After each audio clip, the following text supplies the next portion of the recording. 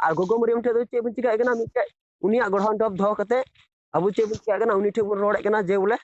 अब आले लगी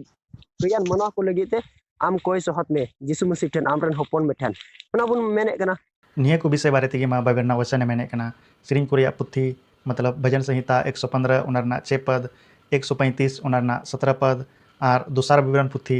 4 अध्याय 28 पद मतलब व्यवस्था विवरण 4 अध्याय 28 पद ओंडे आपे दो मानवा तीते काटरेन आर धीरी रेन बिनाव मुठन को पे सेवा अकुआ अकोय दो बाकू नेनेल बाकू अंजम उका वचन बन अंजम के उना वचन के आधार रेगी मा मेनोगो कान जे उका मूर्ति पे बनाव का उना मूर्ति बनाव कते उनी सामांग रे पे प्रार्थना दा तबे उनी लुतुर मेना ताय रहो चेल कते अंजमा निये कथा के मानिया वचन रे अब बुन पढ़ाव के तबे अब नोडे बुन नेल केदा जे ईश्वर मेने कना ईश्वर दो बापे नेल के दिया उना इयते आपे मूर्ति आलुपे बनावा बांग दो जाय हेरेला बांग दो माय जीवा